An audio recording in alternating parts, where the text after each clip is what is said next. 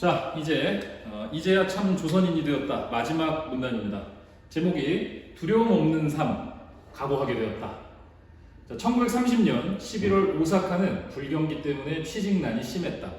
앞서 살펴본 방법과 같이 똑같은 일을 하더라도 일본인과 조선인이 차별을 굉장히 많이 당했다고 했는데요. 취직난이 심했기 때문에 일본인도 취직, 즉 이제 직업을 구하기가 굉장히 어려웠을 텐데 조선인이라고 더 쉽진 않았겠죠. 오히려 훨씬 어려웠을 겁니다.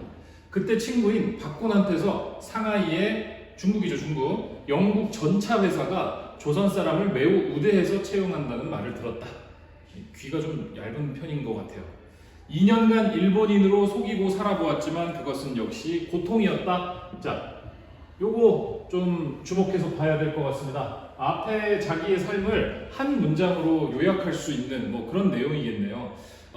조선인으로서의 각종 차별과 억울한 일들을 당하고 일본인으로 살아보려고도 노력을 했지만 그것은 자신의 양심에 비추어 보았을 때, 또 조선인이라는 자신의 정체성에 비추어 보았을 때 고통스러운 일이었다는 자각을 앞서 얻었음을 살펴보았습니다. 그렇기 때문에 이제부터는 내 본명인 이봉창으로, 즉 조선인으로 생활할 각오를 하고 상하이로 갔다. 그러니까 이 각오라는 것은 어떠한 좌절이나 차별, 그리고 사회적인 어떤 어려움이 있을지라도 그것들을 다 각오를 하고 조선인으로 살아가겠다는 그런 다짐이라고 생각할 수가 있겠네요.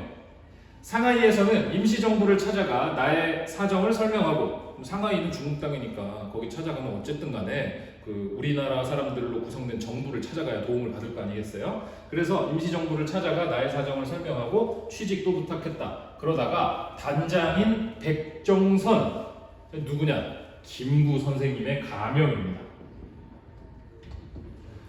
지나다닐 때마다 내가 김구요 이러면 잡혀갈 수도 있잖아요. 물론 이때만 하더라도 조계지, 그러니까 치외법권 지역이 있어요.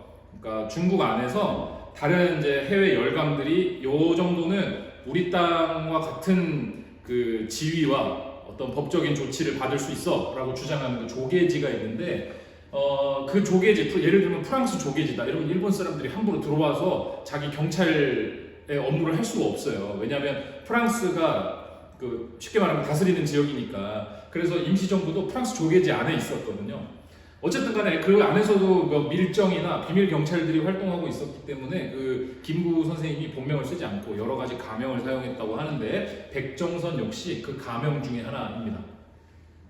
백정선을 만나게 되어 나의 이력을 이야기하고 일본의 실정을 알렸다. 이야기를 나누며 백정선도 점차 나를 믿게 되었는데, 자, 이 이봉창 의사가 일본말도 잘하고 친화력이 굉장히 좋았다고 해요. 그래서 상하이에 가서도 일본인 친구들을 굉장히 많이 사귀었다고 하거든요. 그래서 임시정부 그 안에 있는 사람들이 이봉창 의사를 밀정이 아니냐 이렇게 의심했다고 합니다. 그래서 바로 가자마자 나를 믿어준 게 아니라 점차 나를 믿게 되었는데, 이러한 표현을 사용한 것 같습니다.